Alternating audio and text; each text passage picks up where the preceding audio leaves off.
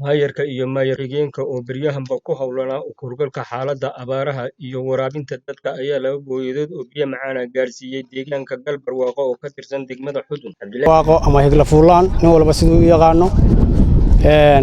degmada Xudun iyo gobolkeeda Laascaanood ama Sool waxa nooga yimi oo ay marayaan gudoomiyihii gobolka ama maayarkii degmada Xudun iyo ku xigeenkiisii waxay noo keeneen inoo soo gaarsiiyeen deeq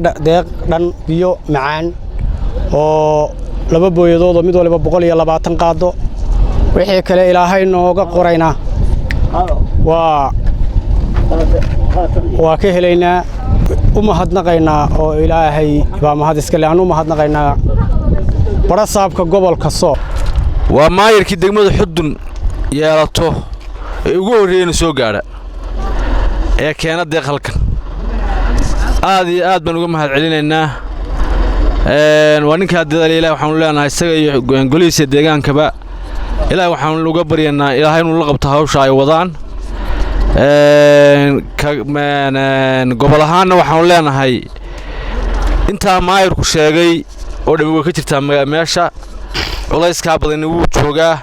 halkan waa Higla Fuulaan sida aad u jeedaan waxa ka muuqata dhibaato aad iyo aad u badan meeshan oo ceel qaraar male baraagana male waana magaalo weyn oo dawmad fara badan baa ku nool soo guurtaduna hadda dib ay ugu soo noqdeen culays aad iyo aad fara badan baa saaran ceelna waxa u dhow meel biyo leh meesha la yiraahdo Orboways iyo meesha la yiraahdo Dhaman culayskaas saaran dadka iyo duunyaba waa ku haraadan yihiin xaal joognaa waa magaaladii Higla Barwaaqo haddaan sida kale u dhigana waa higladii waa ku nabad qabnaa waa fiicanahay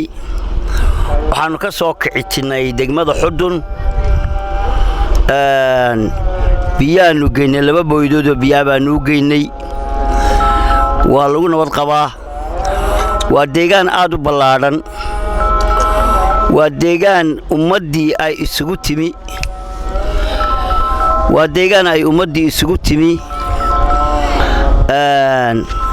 dadkii soo guuray iyo dadkii hore joogayba waa meel ay isugu yimaadeen waa deegaan ballaaran oo mana ah haddii aabahayd maayo waa deegaan u baahan biyo iyo baadba ummadii soo guurtay waa meesha ay ugu badan tahay higlada waa meel aan ceel lahayn